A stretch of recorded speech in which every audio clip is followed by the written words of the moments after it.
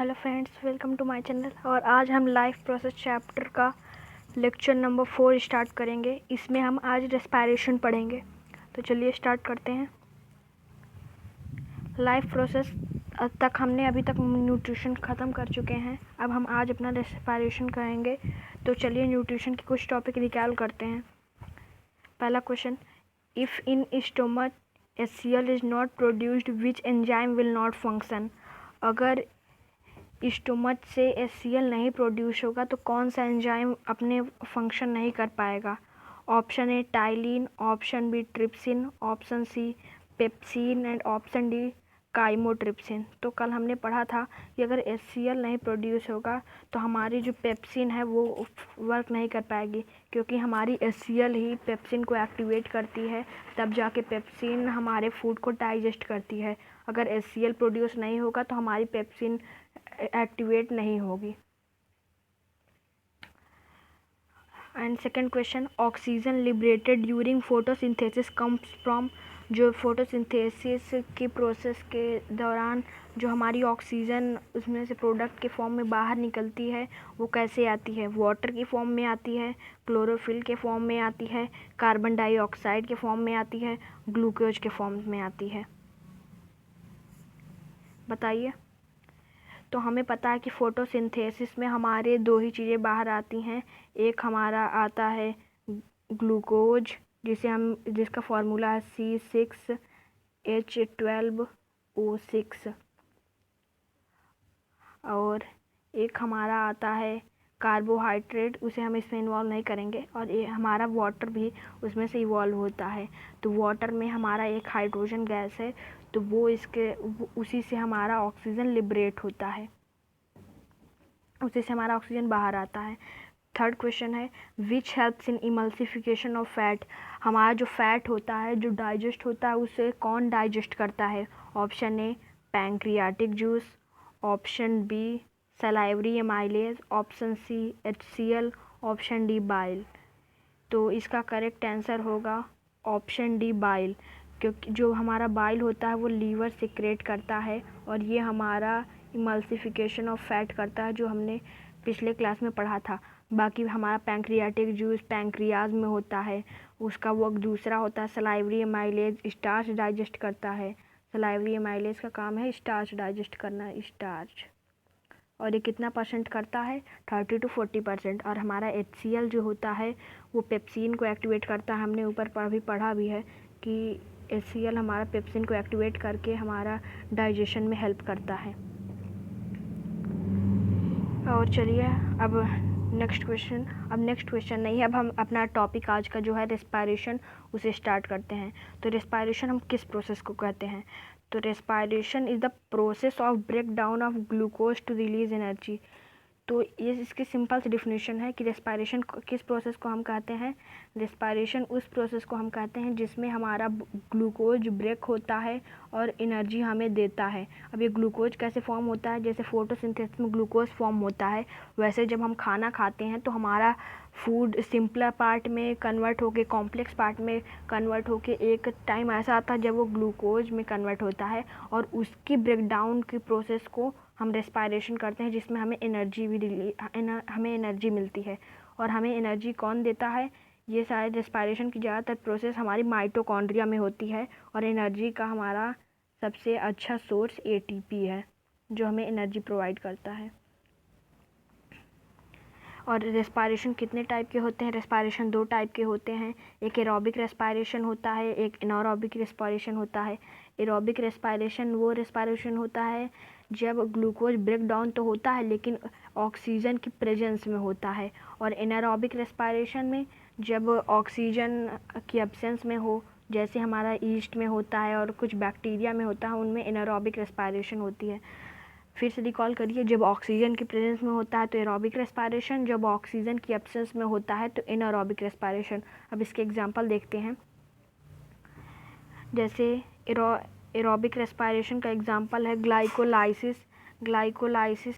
Aerobic respiration का example है हमारा ग्लाइकोलाइसिस हमारा होता है साइटोप्लाज्म में, ये क्वेश्चन बार बार आया है कि ग्लाइकोलाइसिस कहाँ होता है, तो ग्लाइकोलाइसिस हमारे साइटोप्लाज्म में होता है, ये बात ध्यान रखिएगा। और रेस्पिरेशन हमारा माइटोकॉन्ड्रिया में होता है। अगर हम एरोबिक रेस्पिरेशन की बात करें तो एरोबिक रेस्पिरेशन ऑक्सीजन की प्रेजेंस में होता है, उसका एग्जाम्पल ग्लाइकोलाइसिस होता है।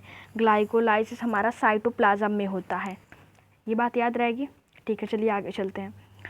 तो ग्लाइकोलाइसिस में होता क्या है, ग्लाइकोलाइसिस में ग्लूकोज जो होता है वो पायरूवेट में ब्रेक डाउन होता है। अब पायरूवेट क्या है, पायरूवेट आप समझ सकते हैं एक प्रोडक्ट है जो ग्लूकोज के ब्रेक डाउन से फॉर्म होता है और इससे हमें एनर्जी मिलती है। ग्लूकोज के पास हमें पता है ग्लूकोज के पास 6 कार्बन मॉलिक्यूल्स होते हैं, क्योंकि इसके फार्मूले में हम लिखते हैं C6, तो हमारा कार्बन जो होता है 6 कार्बन मॉलिक्यूल्स आता है। लेकिन जब पायरूवेट फॉर्म होता है तो उसमें सिर्फ और सिर्फ 3 कार्बन मॉलिक्यूल्स होते हैं, इसे आप नोट कर लीजिएगा। और हमारा यीस्ट का एग्जाम्पल है। हमें ये बात क्लियर हो गई कि एरोबिक रेस्पिरेशन में हमारा सिर्फ एक प्रोसेस होती है जिसे हम ग्लाइकोलाइसिस कहते हैं, जबकि एनारोबिक रेस्पिरेशन में हमारी 2 प्रोसेस होती हैं। अब चलिए आगे बढ़ते हैं। एब्सेंस ऑफ ऑक्सीजन में कौन सी प्रोसेस होती हैं, जब हमारा एब्सेंस ऑफ ऑक्सीजन में कौन सी रेस्पिरेशन होगी, एनारोबिक रेस्पिरेशन। और इसके 2 एग्जाम्पल होते हैं।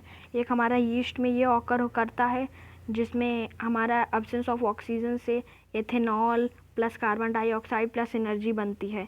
ये पायरूवेट ही टूटता है, यहाँ पे ग्लूकोज नहीं टूटता, क्योंकि हमें पता है ग्लूकोज में ऑक्सीजन होती है और यहाँ पे एब्सेंस ऑफ ऑक्सीजन हो रही है। तो पायरूवेट जो होता है जहाँ पे एब्सेंस ऑफ ऑक्सीजन होती है वहाँ 2 पार्ट्स में ब्रेक डाउन करता है। एक में ब्रेक डाउन करता है एथेनॉल, कार्बन डाइऑक्साइड और एनर्जी में वहाँ टूटता है, जो हमारा यीस्ट में ऑकर होता है, ये कॉमनली वहीं पे होता है। और एक हमारे मसल सेल में होता है लैक्टिक एसिड और एनर्जी। इसमें भी लैक्टिक एसिड और एनर्जी में हमारे 3 कार्बन मॉलिक्यूल्स होते हैं और ethanol plus carbon dioxide plus energy में 2 कार्बन मॉलिक्यूल्स होते हैं जो कार्बन डाइऑक्साइड में होते हैं, ये बात ध्यान रहेगी। मसल सेल में हमारा एनारोबिक रेस्पिरेशन तब होता है, मान लीजिए आप दौड़ रहे हैं, आपकी एनर्जी ख़त्म हो गई तो हमारी बॉडी सप्लाई एनारोबिक रेस्पिरेशन करने लगेगी। तो उस दिन तो आप दौड़ लेंगे, लेकिन अगले दिन से आपके मसल क्रैम्प्स होने लगेंगे, क्योंकि हमारे मसल सेल में लैक्टिक एसिड फॉर्म होने लगती है एब्सेंस ऑफ ऑक्सीजन से, इसलिए हमारे बॉडी पेन होने लगते हैं, ये रीज़न होता है। और ग्लाइकोलाइसिस हमें पता है कि ग्लाइकोलाइसिस में हमारा ग्लूकोज पायरूवेट में कन्वर्ट होता है। और अब अगर एब्सेंस ऑफ ऑक्सीजन है वहाँ पे तो वो ईस्ट में हमारा एब्सेंस ऑफ ऑक्सीजन और मसल सेल में हमारा एनारोबिक रेस्पिरेशन होता है। एब्सेंस ऑफ ऑक्सीजन मतलब अगर प्रेजेंस ऑफ ऑक्सीजन कहाँ होगा, अगर मान लीजिए कहीं प्रेजेंस ऑफ ऑक्सीजन है तो पायरूवेट हमारा कार्बन डाइऑक्साइड, वाटर और एनर्जी में ब्रेक डाउन होगा। और ये हमारा प्रेजेंस ऑफ ऑक्सीजन माइटोकॉन्ड्रिया में होता है, यहीं से हमें एनर्जी मिलती है। अब ह्यूमन रेस्पिरेटरी सिस्टम देख लीजिए। ह्यूमन रेस्पिरेटरी सिस्टम में हमारा पहले नेज़ल कैविटी होता है, नेज़ल कैविटी होता है यहाँ पर, जहाँ से जो हमारे ये नोज़ के अंदर होता है नेज़ल कैविटी। फिर हमारा नॉस्ट्रिल होता है, ये एपिग्लॉटिस है, ये लैरिंग्स है। लैरिंग्स एंड फेरिंग्स एकदम पास ही होते हैं, पहले फेरिंग्स आता है फिर लैरिंग्स आता है। फिर ट्रैकिया होता है जो रिंग लाइक स्ट्रक्चर होता है, हमारे जो मसल्स होती हैं उन्हें रिंग लाइक स्ट्रक्चर होता है, ये सपोर्ट उन्हें प्रोवाइड करता है। और ये हमारे ब्रोंकस हैं, ये जो हमारे ये पार्ट्स निकले हुए हैं, ये 2 पार्ट्स हमारे ब्रोंकस हैं। और ये हमारा लेफ़्ट लंग, ये राइट लंग, और ये प्लूरल कैविटी है, ये बहुत इंपॉर्टेंट है, ये CBSE बहुत पूछा करती है। प्लूरल कैविटी है जो हमारा लंग के साइड में होता है, उसे हम कहते हैं। और ये हमारा डायफ्राम है, इसे हम आगे समझेंगे। Respiration in human take place in lungs. हमें पता है कि हमारा रेस्पिरेशन ह्यूमंस का लंग्स में होता है। यहाँ पे हमें रेस्पिरेशन नहीं लिखना चाहिए था, यहाँ पे ब्रीदिंग वर्ड ज़्यादा सुटेबल था। The path of air in the respiratory system can be shown as follows. हमारा पाथ क्या है रेस्पिरेटरी सिस्टम का, पहले नॉस्ट्रिल, फिर फेरिंग्स, फिर ट्रैकिया। आप देखते इसमें से फिगर भी देखिए, और इसमें पहले नॉस्ट्रिल हमारा आता है, फिर फेरिंग्स आता है, फिर ट्रैकिया आता है, फिर ब्रोंकाई आता है, फिर ब्रोंक्यूल्स आता है, फिर लंग्स आता है, फिर एल्वेली होता है। तो इसमें तो हमने एल्वेली डिस्कस नहीं किया, मैं आपको बताता हूँ एल्वेली क्या होता है। 1 मिनट। एल्वेली जहाँ पे हमारे ब्रोंक्यूल्स में रिंग लाइक स्ट्रक्चर होते हैं तो उन्हें हम एल्वोलाई कहते हैं। Organs of respiratory system. अब रेस्पिरेटरी सिस्टम के जितने ऑर्गन्स हैं हमने डिस्कस करेंगे। पहला ऑर्गन है हमारा नॉस्ट्रिल या फिर जिन्हें हम नेसल पैसेज भी कहते हैं। तो lined with moist ciliated mucus membrane, इसमें म्यूकस मेम्ब्रेन होती है साथ में। ये इसका फंक्शन क्या है, ये डस्ट को ट्रैप करता है, जर्म्स और वॉर्म्स को हमारे रेस्पिरेटरी सिस्टम में घुसने से बचाता है। और हमारा फेरिंग्स, ये फेरिंग्स हमारा एक पैसेज है जहाँ से हमारा फूड एंड एयर दोनों पास होता है। और इसके क्लोजिंग पाथ को हम ग्लोटिस कहते हैं, जिसको गार्ड कहते हैं हमारी, जिसको मतलब जिसके आसपास 2 एपिग्लोटिस होते हैं। इसका फंक्शन क्या है, during swallowing epiglottis close glottis and prevent the entry of food into respiratory tract. इसका बहुत इंपॉर्टेंट वर्क होता है, अगर ये ना हो तो शायद हम सरवाइव नहीं कर पाएंगे। इसका ये वर्क होता है जब हम खाना खाते हैं तो ये फेरिंग्स जो होता है इसी रास्ते हमारा एयर भी पास होती है, लंग्स में जाती है, और इसी रास्ते हमारा फूड भी जाता है। तो ये इसका वर्क होता है कि जब हम खाना खाते हैं तो एपिग्लोटिस का वर्क है कि वो ग्लोटिस को क्लोज कर देती है, जिससे हमारा खाना रेस्पिरेटरी सिस्टम में नहीं जा पाता और हमारे एसोफेगस से हमारे स्टोमच में आ जाता है। इसका बहुत ही इंपॉर्टेंट फंक्शन है। और लारिंग्स का क्या होता है, लारिंग्स मतलब जो आवाज़, यहाँ हमारी आवाज़ लारिंग्स से ही निकलती है। ये 9 कार्टिलेज से बना होता है। इसमें 2 मसल्स होती हैं, 2 मसल क्या आप 4 मसल कह सकते हैं, क्योंकि 2 पेयर्स ऑफ मसल या फिर 2 सेट ऑफ मसल आप कह सकते हैं। और 2 वोकल कॉर्ड्स होते हैं, 2 पेयर वोकल कॉर्ड्स के होते हैं। और ये हमारा साउंड प्रोड्यूस करता है। साउंड प्रोड्यूस करने में ये इसका बहुत इम्पॉर्टेंट रोल होता है। चलिए नेक्स्ट देखते हैं, trachea windpipe, long tube connecting neck to bronchi formed of cartilage. ये हमारा ट्रैकिया हमारे जो मसल्स होते हैं उन्हें सपोर्ट प्रोवाइड करता है, जिससे वो कभी वियर ना, कभी ख़राब ना हो। अगर ट्रैकिया नहीं होगा तो हमारे जो मसल्स होंगे वो वियर हो सकते हैं। ये विंड पाइप होती है, ये इस पार्ट को हम ट्रैकिया कहते हैं। ये जो यहाँ पे रिंग लाइक स्ट्रक्चर दिख रहा है, इसी पार्ट को हम ट्रैकिया कहते हैं। ये जो हमारा रिंग लाइक स्ट्रक्चर है यहाँ से ब्रोंकिया तक, उसे हम ट्रैकिया कहते हैं। इसका बहुत इंपॉर्टेंट रोल होता है, जिससे ये मसल को कवर करके रखता है, जिससे हमारा मसल सेफ रहे। और ब्रोंकाई, ट्रैकिया जो होता है हमारे 2 प्राइमरी ब्रोंक्यूल्स में टूटता है, डिवाइड होता है, टूटता नहीं है। ये ब्रोंक्यूल्स ये हैं, एक ब्रोंक्यूल्स ये है, यहाँ पे ये एक ब्रोंक्यूल्स है और ये दूसरा ब्रोंक्यूल्स है। एक मिनट, और ये ब्रोंकाई हो गया। और फिर ब्रोंक्यूल्स क्या होते हैं, ब्रोंक्यूल्स में जो ये हमारे ब्रोंकाई निकले हैं, ये हमारे ब्रोंकाई से हमारे ब्रोंक्यूल्स निकले हैं। जैसे ये हमारा ब्रोंकाई हो गया ये, और इससे जो निकले हैं ये ब्रोंक्यूल्स होते हैं, ब्रोंक्यूल्स। और इसमें जो ये रिंग लाइक स्ट्रक्चर होंगे इसे हम एल्वोलाई कहते हैं, सर्कल लाइक स्ट्रक्चर को। एक मिनट, ठीक है। और जिनका वर्क क्या होता है कि ये हमारे एयर को ट्रैकिया से लेकर लंग्स तक पहुंचाने का काम करते हैं। इनका बहुत ही इम्पॉर्टेंट रोल होता है ब्रोंकियल्स का। अब हम अपने हार्ट का स्ट्रक्चर देखेंगे। हार्ट का structure, 1 minute, circulation, blood component of blood. Okay, अब हमने पहले हार्ट को डिस्कस करेंगे। हार्ट का स्ट्रक्चर क्या होता है, ये हार्ट का स्ट्रक्चर बार बार पूछा जाता है, तो इसमें मैंने डीप नॉलेज दे दिया, लेकिन आपको इतना ज़रूरत नहीं है। अगर आप ये आपको 12th 11th में पढ़ेंगे, लेकिन अगर आपको नोट करना है तो आप नोट कर सकते हैं। इसका साइज़ क्या होता है हार्ट का, ये इसकी लेंथ जो होती है वो 12 सेंटीमीटर होती है और 9 सेंटीमीटर इसकी विड्थ होती है, आप देख सकते हैं जैसे फिगर में।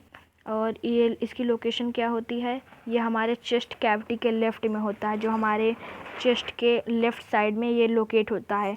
लेकिन ये भी कई लोगों में ये राइट साइड भी होता है, जो कि बहुत बहुत ही रेयर है। और ये एक हमारे पेरिकार्डियल फ्लूइड होता है जिससे ये कवर्ड होता है।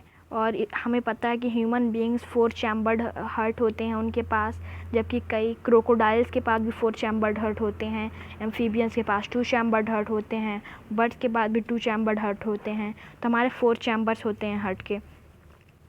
तो 4 चैम्बर्स हमारे, एक हमारा अपर चैम्बर होता है, एक लोअर चैम्बर होता है।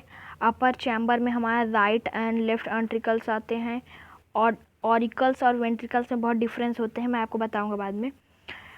राइट अपर चैम्बर में हमारे दो आते हैं, राइट और लेफ्ट ऑरिकल्स आता है, और लोअर चैम्बर में हमारा राइट और लेफ्ट वेंट्रिकल्स आता है। यही हमारे 4 चैम्बर हैं। अगर आपसे पूछे what are the 4th chamber of heart, तो आप बताइएगा right auricles and left auricles, right ventricles and left ventricles. और हमारे वॉल्व्स भी होते हैं कई। हमारे वॉल्व्स 4 टाइप के होते हैं जो हमारे हार्ट में वॉल्व्स होते हैं। वॉल्व्स एक तरह से हमारे जो वेंट्रिकल्स के बीच में एक डिवाइड करते हैं, उन्हें हम वॉल्व्स कहते हैं। जैसे यहाँ पे भी एक वॉल्व्स है, इसे भी आप वॉल्व्स कहेंगे, जो राइट ऑट्रियम और राइट वेंट्रिकल को डिवाइड कर रहा है। ये वॉल्व्स इनका उतना इम्पोर्टेंट रोल नहीं है, तब भी ये हमारे बहुत ही इम्पोर्टेंट फंक्शन करते हैं। वॉल्व्स हमारे 4 टाइप के होते हैं। पहली वॉल्व्स है हमारी ट्राइकस्पिड, जो हमारे राइट ऑर्टिकल और लेफ्ट वेंट्रिकल के बीच लोकेटेड होती है। हमारी ट्राइकस्पिड वॉल्व्स ये हैं, ये आप देख सकते हैं। ये हमारी ट्राइकस्पिड वॉल्व है जो हमारे राइट ऑट्रियम और हमारे राइट वेंट्रिकल को डिवाइड कर रही है। ये हमारे बीच लोकेटेड होती है, राइट ऑट्रियम और लेफ्ट वेंट्रिकल। इसे भूलिए मत, ये नोट्स आप लिख भी सकते हैं। और दूसरी होती है बाइकस्पिड, जो हमारे लेफ्ट ऑरिकल और लेफ्ट वेंट्रिकल्स के बीच में होती है। देखिए बाइकस्पिड कहाँ है, ये हमारा लेफ्ट ऑट्रियम है, ये हमारा लेफ्ट ऑट्रियम है, ये हमारा लेफ्ट ऑट्रियम है, और हमारा लेफ्ट वेंट्रिकल है। और ये हमारी बाइकस्पिड वॉल्व है जो हमारे लेफ्ट ऑट्रियम और लेफ्ट वेंट्रिकल्स को डिवाइड करती है। तीसरी है ऑर्टिक सेमील्यूनर वॉल्व्स। ये हमारे एरोटा के ओरिजिन में होती है, जो लेफ्ट वेंट्रिकल्स के पास होता है। हमारा लेफ्ट वेंट्रिकल यहाँ पे है, हमारा एओर्टिक। एक मिनट, जैसे आपको ये पढ़ना नहीं, इतना डीप में आपके में है नहीं, ये आप कह सकते हैं यहाँ पर एक मिनट, ये यहाँ पर जो आपकी होगी, ये आपकी एओर्टिक सेमील्यूनर वॉल्व्स होती है। और ये आपको इतना पढ़ने डीप नहीं, आपको सिर्फ इन्हीं 2 पे ध्यान रखना है, क्योंकि आपके सिलेबस में इतना इस बार, पहले आपके में था जो 2012 में, लेकिन इस समय ये नहीं है। आपको 2 ही पढ़ना, ट्राइकस्पिड एंड बाइकस्पिड। अब ब्लड वेसल्स क्या होती हैं हमारी? ब्लड वेसल्स वो होती हैं जो ब्लड को कैरी करती हैं लीविंग द हार्ट। इसको समझना बहुत ज़रूरी है। Pulmonary artery arises from right ventricle, carries deoxygenated blood to the lungs. अब समझ लीजिए, एक मिनट मैं आपके लिए डायग्राम ड्रॉ कर देता हूँ। समझ लीजिए यहाँ कोई सेल है, ये आपकी एक सेल हो गई। सेल से हमारा डीऑक्सीजनेटेड ब्लड जा रहा है। हमारा डीऑक्सीजनेटेड ब्लड हमारा राइट एट्रियम में गया, राइट एट्रियम से वो लेफ्ट वेंट्रिकल्स में गया, राइट वेंट्रिकल्स में गया। और जो हमारी यहीं पे एक पल्मोनरी आर्टरी होती है जो हमारे राइट वेंट्रिकल से राइज होती है। ये पल्मोनरी आर्टरी, जैसे सपोज कर लीजिए मैं पल्मोनरी आर्टरी को ड्रॉ करने की कोशिश कर रहा हूँ। ये जैसे सपोज कर लीजिए, ये जो मैं ग्रीन रंग से कर रहा हूँ, ये हमारी पल्मोनरी आर्टरी है। ये हमारा डीऑक्सीजनेटेड ब्लड हमारे लंग्स तक पहुँचाएगी। ये हमारे लंग्स तक ये डीऑक्सीजनेटेड ब्लड लेके जाएगी। और फिर जो हमारी एरोटा होती है, it rises from left ventricle, carries oxygenated blood to all parts. और फिर यहाँ पे हमारी जो एरोटा है, ये लंग्स में जाएगी हमारा डीऑक्सीजनेटेड ब्लड पल्मोनरी आर्टरी के साथ, और हमारे लंग्स में जाएगी तो डीऑक्सीजनेटेड ब्लड में हमारे कार्बन डाइऑक्साइड होते हैं। लंग्स से वो हमारे नोज़ में आएंगे, और नोज़ से हम कार्बन डाइऑक्साइड को एक्सहेल कर देंगे और ऑक्सीजन लेंगे, जिसमें हमारा ब्लड प्यूरिफाई होकर ऑक्सीजनेटेड हो जाएगा। और फिर वो हमारा लेफ़्ट ऑट्रियम में आएगी। लेफ़्ट ऑट्रियम से ब्लड हमारा लेफ़्ट वेंट्रिकल्स में जाएगा, और उसके बाद वो एरोटा से हमारे सारे सेल्स में, हमारे सारे बॉडी पार्ट्स में चला जाएगा। हार्ट में कैसे आता है? सुपीरियर वेना कावा से हमारा जाता है हार्ट में। और एक मिनट रुकिए,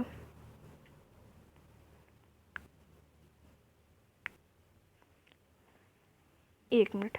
हाँ, सुपीरियर वेना कावा हमारा ये एक हमारी ट्यूब लाइक स्ट्रक्चर होती है जो हमारे ब्लड को वो हमारे डीऑक्सीजनेटेड ब्लड ये भी ले जाती है पल्मोनरी आर्टरी के थ्रू हमारे राइट ऑरिकल से।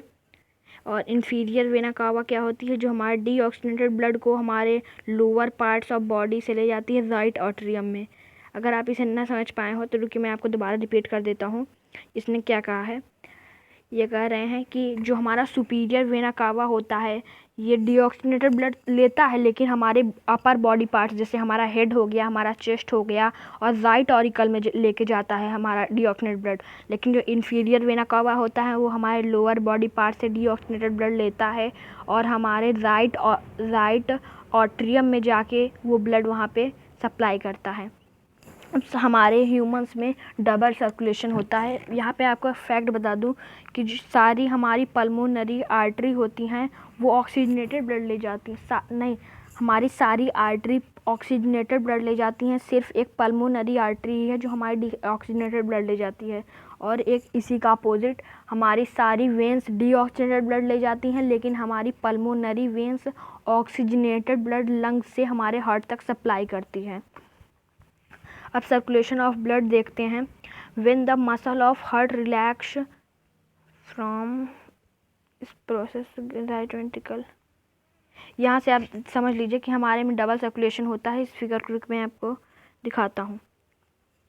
जैसे ये हमारा ब्लड है और ब्लड से हमारा वेना कावा से वो राइट वेंट्रिकल में गई और फिर हमारे पल्मोनरी आर्टरी के थ्रू वो लंग्स में ब्लड जाता है, वहाँ से ऑक्सीजनेटेड होके वो पल्मोनरी वेन्स के थ्रू हमारे लेफ़्ट ऑट्रियम में जाता है, लेफ़्ट ऑट्रियम से लेफ़्ट वेंट्रिकल्स में जाता है, फिर लेफ़्ट वेंट्रिकल से हमारे एरोटा में जाता है और एरोटा से हमारे फिर ब्लड टिश्यू में चला जाता है।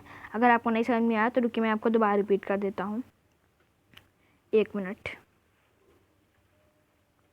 ये डबल सर्कुलेशन प्रोसेस है। सपोज कर लीजिए उतनी देर मैंने आपको सेल बताया था, ये एक टिश्यू है और टिश्यू से हमारा डीऑक्सीजनेटेड ब्लड जो है वो वेना कावा के थ्रू पास हो रहा है। हमें पता है वेना कावा दो तरह की होती है, एक सुपीरियर वेना कावा होती है, एक इन्फीरियर वेना कावा होती है। और वेना कावा से वो जाके राइट वेंट्रिकल्स में ब्लड गया और फिर एक राइट वेंट्रिकल में जाता है, एक फिर राइट ऑट्रियम में जाता है, एक मिनट, और राइट ऑट्रियम से वो फिर राइट वेंट्रिकल्स में जाता है। राइट वेंट्रिकल से वो ब्लड हमारा पल्मोनरी आर्टरी के थ्रू हमारे लंग्स में जाता है, जहाँ से वो प्यूरिफाई होके पल्मोनरी वेंस के थ्रू वापस आ रहा है। और इसी जहाँ पे हम पल्मोनरी आर्टरी लंग्स में ब्लड ले जाती है तो उसी सर्कुलेशन को हम पल्मोनरी सर्कुलेशन कहते हैं। और पल्मोनरी वेन हमारे ऑक्सीजनेटेड ब्लड को हमारे हार्ट के लेफ़्ट ऑट्रियम में लाती है, फिर लेफ़्ट ऑट्रियम में से हमारा एरोटा में जाता है और हमारे वापस बॉडी टिश्यू में आ जाता है, जिसमें हमारा ब्लड टिश्यू होता है। उम्मीद करता हूँ कि आपको समझ में आया होगा। अगर आपको इसका पूरा प्रोसेस लिखना है, मैंने आपको समझा दिया, अगर आपको प्रोसेस लिखना है तो आप इसे लिख सकते हैं, ये अच्छी नोट्स हैं। अब हम ब्लड के बारे में बात करेंगे कि ब्लड के कितने कंपोनेंट्स होते हैं। तो हमें पता है कि ब्लड के हमारे बहुत डिफरेंट कंपोनेंट्स होते हैं, आपने क्लास 9 में पढ़ा भी था। तो ब्लड में हमारा 55% प्लाज्मा होता है। प्लाज्मा में भी हमारे कई पार्ट्स होते हैं, इसमें वाटर होता है, आयंस होता है, प्रोटीन्स होता है, न्यूट्रिएंट्स होता है, वेस्ट होता है, गैस होता है। इस प्लाज्मा का बहुत इंपॉर्टेंट रोल होता है, अभी हम इसका रोल भी देखेंगे। और 1% जो होता है उसमें प्लेटलेट्स और वाइट ब्लड सेल होता है। अब मुझे जल्दी जल्दी बताइए WBC का वर्क क्या है, हमारे वाइट ब्लड सेल का वर्क क्या है। चलिए मैं बता देता हूँ, ये इम्यूनिटी प्रोवाइड करता है। जैसे इस समय कोविड-19 है तो वो अगर हम अपने WBC को बढ़ाएंगे तो हमें इम्यूनिटी मिलेगी। और हमारा जो बाकी 44% है उसमें हमारी RBC हैं, मतलब रेड ब्लड सेल, जो हमारी 120 डेज़ में डेड हो जाती हैं। ये हर 120 डेज़ में डेड हो जाती हैं और डिस्ट्रॉय हो जाती हैं। और डिस्ट्रॉय कहाँ होती हैं, हम आगे पढ़ेंगे। RBC हमारी डिस्ट्रॉय होती हैं स्प्लीन में। स्प्लीन क्या है मैं आगे आप सबको बताऊंगा जब हम पढ़ेंगे अपना लास्ट लिम्फेटिक ऑर्गन तब। अब ब्लड क्लॉटिंग में हमारा प्लेटलेट्स हेल्प करता है। प्लेटलेट्स का वर्क क्या है, रुकिए मैं आपको वर्क भी यहाँ बताता चलता हूँ। हमें पता है कि हमारे ब्लड में 55% प्लाज्मा है, हमारे प्लाज्मा में वाटर, आयंस, प्रोटीन्स सब हैं और न्यूट्रिएंट्स भी होते हैं, वेस्ट भी होते हैं, गैस भी होती हैं। हमारे 55% प्लाज्मा में सब कुछ होता है और हमारा प्लेटलेट्स होता है। इसका वर्क क्या होता है, इसका वर्क होता है क्लॉटिंग। क्लॉटिंग मतलब समझ रहे हैं, मतलब आपको कभी चोट लग गई तो आपका ब्लड क्यों रुक जाता है, क्योंकि इसी प्लेटलेट्स से। अगर आप में शरीर में प्लेटलेट्स की कमी हो गई तो आपका ब्लड क्लॉटिंग कम ही नहीं होगा और आप ब्लड बहुत लूज़ कर देंगे। और वाइट ब्लड सेल का काम है इम्यूनिटी प्रोवाइड करना। रेड ब्लड सेल हमारा ऑक्सीजनेटेड ब्लड को लेती हैं। और आरबीसी के अंदर एक ख़ास बात होती है कि इनमें कोई भी ऑर्गेनल्स नहीं होता, इसलिए ये ज़्यादा से ज़्यादा ब्लड ले जा सकती हैं। ब्लड क्लॉटिंग ये आपके में नहीं है। चलिए कुछ क्वेश्चंस करते हैं। अगर आपका कुछ डाउट हो तो मुझे कमेंट में बता दीजिएगा, मैं सॉल्व कर दूंगा। तो चलिए अब क्वेश्चंस करते हैं। क्वेश्चंस है, blood flow from legs to heart through veins against gravity, how is it possible. हमें पता है कि हमारा ब्लड, हमें अभी पढ़ा था कि एक वेव वॉल मतलब एक हमारा इन्फीरियर वेन्स होती हैं, एक सुपीरियर वेन्स होती हैं। ये इन्फीरियर वेना कावा होती है, एक सुपीरियर वेना कावा होती है। इन्फीरियर वेना कावा हमारे लोअर पार्ट से ले जाती है। तो ये कैसे ले जाती है, ग्रेविटी, हमें पता है कि ग्रेविटी तो हर चीज़ को डाउनवर्ड पुश करती है। तो ये अगेंस्ट ग्रेविटी हमारा ब्लड कैसे जाता है, क्या वो thickness of veins of wall की वजह से जाता है, या फिर less rigid wall of veins, या फिर वॉल्स इन द वेन, या फिर रिजिड वॉल ऑफ वेन। ये तो हमें पता ही है कि ये हमारा वॉल्स इन द वेन्स की वजह से जाता है, क्योंकि अगर हमारे वॉल्स नहीं रहेगी तो ये नहीं जा पाएगा। हमें पता है कि सारी वेन्स हमारी डीऑक्सीजनेटेड ब्लड ले जाती हैं और वेन्स जो होती हैं हमारी थिन होती हैं, बहुत पतली होती हैं, इलास्टिक भी बहुत कम होती हैं। और इसलिए हम अगर हमारे शरीर में वॉल्व्स नहीं होंगी तो हमारा ब्लड कभी भी हार्ट में पहुंचना इम्पॉसिबल हो जाएगा। तो हमारा एनारोबिक रेस्पिरेशन ईस्ट क्या सही उसका प्रोसेस क्या है, हमें पता है कि हमारे रेस्पिरेशन में ग्लूकोज साइटोप्लाज्म में पायरूवेट में कन्वर्ट होता है। लेकिन आगे का हमें ये बताना है कि एब्सेंस ऑफ ऑक्सीजन में हमने 2 केस पढ़े थे, एक यीस्ट का पढ़ा था, एक मसल सेल का पढ़ा था। तो हमें बताना है ईस्ट में कौन सी प्रोसेस होती है, क्या वहाँ पे पायरूवेट कन्वर्ट होकर इथेनॉल प्लस CO2 बनाता है, या फिर वहाँ पे लैक्टिक एसिड फॉर्म होता है, या फिर वहाँ पे इथेनॉल प्लस CO2 फॉर्म होता है साइटोप्लाज्म में। तो इसका हमारा डी ऑप्शन राइट हो जाएगा, क्योंकि हमें पता है कि माइटोकॉन्ड्रिया तभी रेस्पिरेशन कर पाएगा जब वहाँ पे अब प्रेजेंस ऑफ ऑक्सीजन होगी, और एनारोबिक रेस्पिरेशन में एब्सेंस ऑफ ऑक्सीजन होती है, इसीलिए हमारा डी ऑप्शन राइट होगा। चलिए कुछ क्वेश्चंस करते हैं। इस क्वेश्चन रिपीटेड क्वेश्चन है, what would be the consequences of deficiency of haemoglobin in our body. अगर हमारे शरीर में हेमोग्लोबिन की कमी हो जाती है तो क्या होगा। तो ये तो आप अपने लैंग्वेज में लिख सकते हैं कि हमें एनीमिया हो जाएगी, एनीमिया हो जाएगी, और हमें वीकनेस फील होगी, और हम प्रॉपर वर्क नहीं कर पाएंगे। द डिफिशियंसी, ये यहाँ पे आंसर लिखा, the deficiency of haemoglobin in our body is called anaemia. Deficiency हमें क्या कहलाती है, हमारे बॉडी में हेमोग्लोबिन की डिफिशियंसी अनीमिया कहलाती है। और अनीमिया में जो हमारा ब्लड होता है वो ऑक्सीजन हमारे ब्लड को नहीं प्रोवाइड कर पाता है, जिससे हमें लेस एनर्जी मिलती है, हमें वीक फील होता है और हम दिन भर आराम करना चाहते हैं उसमें। Draw a diagram of human respiratory system and label the following. तो ये हमारा ह्यूमन रेस्पिरेटरी सिस्टम का हमने पढ़ा था, नेसल पैसेज होता है जहाँ से हमारा एयर आती है, और हमें यहाँ पे लेबल करना है कि वो पार्ट बताओ जहाँ पर एयर हमारे फाइन हेयर लाइक स्ट्रक्चर से हम छनती है। तो हमें पता है कि हमारा नेसल पैसेज डस्ट को रोकता है, जर्म्स को रोकता है, और यहीं पे हमारा फिल्टरेशन होता है एयर का। Part which terminates in balloon like structure, जो बैलून लाइक स्ट्रक्चर होते हैं उन्हें क्या कहते हैं, तो बैलून लाइक स्ट्रक्चर ब्रोंक्यूल्स कहलाते हैं। बैलून लाइक स्ट्रक्चर सॉरी मैंने गलत बोल दिया कि इसमें पूछा गया था कि ऐसा स्ट्रक्चर बताओ जो बैलून्स को निकालता हो। तो हमारा ब्रोंकियोल्स होता है जो बैलून को निकालता है, और इस बैलून लाइक स्ट्रक्चर को हम एल्वेलाई कहते हैं, जहाँ पर एक्सचेंज ऑफ गैसेस होती हैं। Part which separate chest cavity from abdominal cavity, ये डायफ्राम होगा। एंड चलिए कुछ क्वेश्चंस करते हैं। Single circulation blood flow through the heart only once during one cycle of passage through the body is exhibited by anabas. एक minute, चलिए इस question को करते हैं। In human the respiratory system terminates in numerous alveoli which outcrop from the alveolar sac.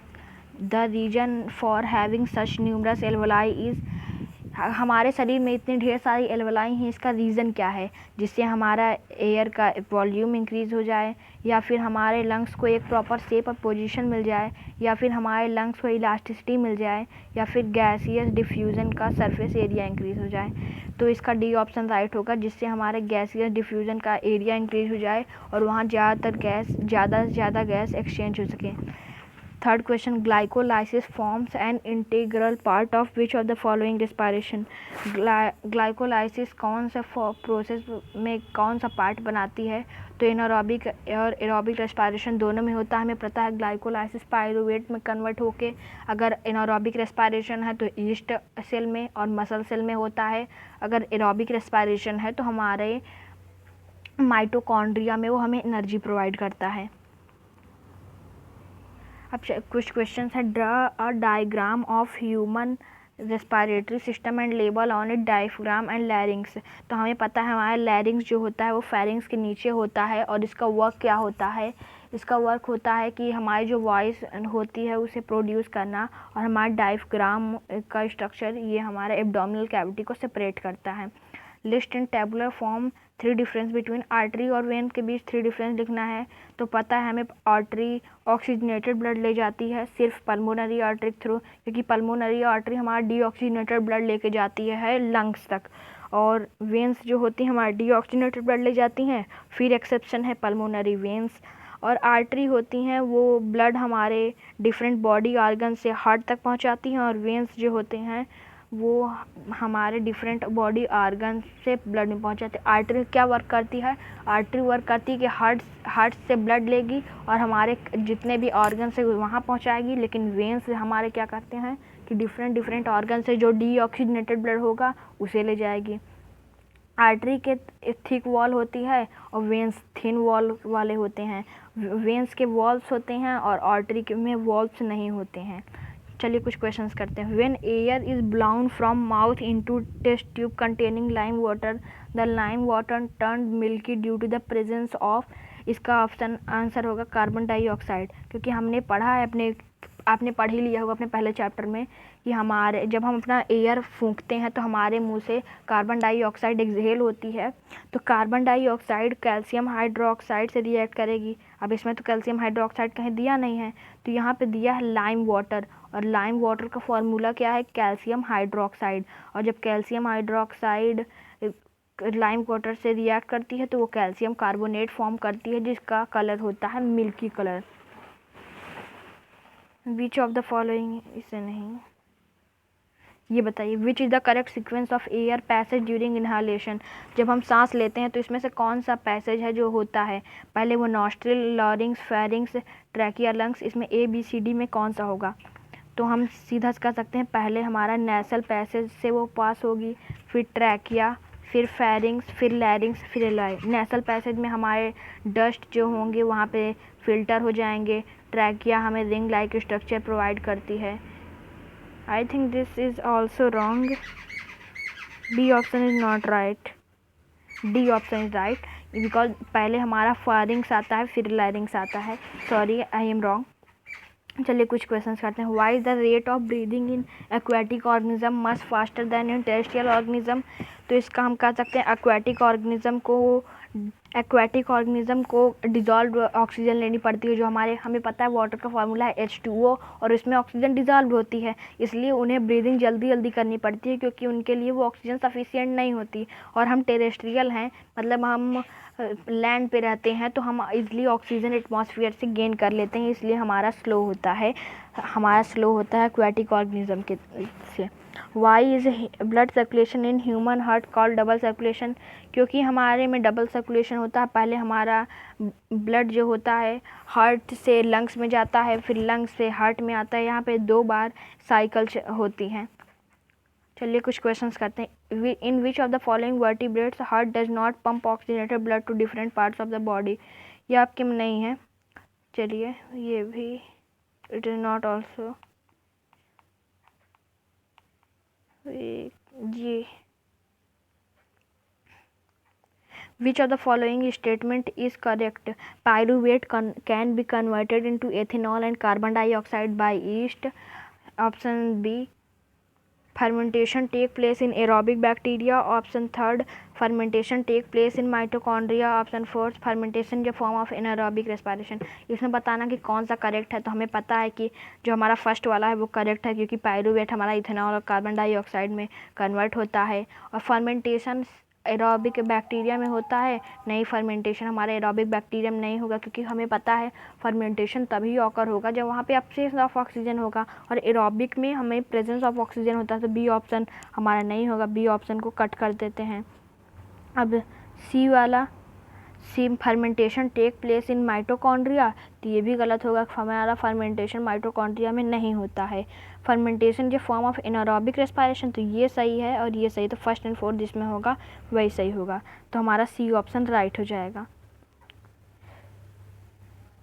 Name the energy currency in the living organism when and where is it produced? हमें energy currency बताना है। मैंने आपको बताया था कि adenosine triphosphate होता है, ये आपने लाइन में पढ़ा होगा। एटीपी जो हमारा माइटोकॉन्ड्रिया में होता है उसे हम एनर्जी करेंसी कहते हैं सेल का, क्योंकि यही हमारा एनर्जी प्रोवाइड करता है। जब हमारा पायरुवेट माइटोकॉन्ड्रिया में होता है तो वहाँ से हमारी एटीपी जनरेट होती है जो हमें एनर्जी प्रोवाइड करती रहती है। And why do vein have thin wall as compare to artery? क्योंकि हमें पता है कि आर्टरी को हार्ट से जो ले जाना पड़ता है वो बहुत हाई प्रेशर में लंग से उसे ऑक्सीजनेटेड ब्लड मिलता है, जबकि हमारा वेंस डीऑक्सीजनेटेड ब्लड ले जाता है तो उसमें प्रेशर कम रहता है, इसीलिए उसकी वॉल्स पतली होती हैं आर्टरी के कंपैरिजन में। What will happen if platelets were absent in the blood? तो इसका आंसर बहुत सिंपल है कि क्लॉटिंग विल नॉट स्टॉप। हमारी जो क्लॉटिंग होगी वो हमारी नहीं रुकेगी। हमारी क्लॉटिंग हमें पता है प्लेटलेट्स का यही काम ही है क्लॉटिंग, हमारी क्लॉटिंग नहीं रुकेगी और इससे हमारा ब्लड कॉन्टीन्यूसली फ्लो होता रहेगा। इसी के साथ मैं अपनी क्लास एंड करता हूँ। अगर आपको वीडियो पसंद आई हो तो उसे लाइक करिएगा, चैनल को सब्सक्राइब करिएगा। अगर आपको कोई डाउट हो तो कमेंट बॉक्स में मुझे बता दीजिएगा। तब तक के लिए थैंक यू।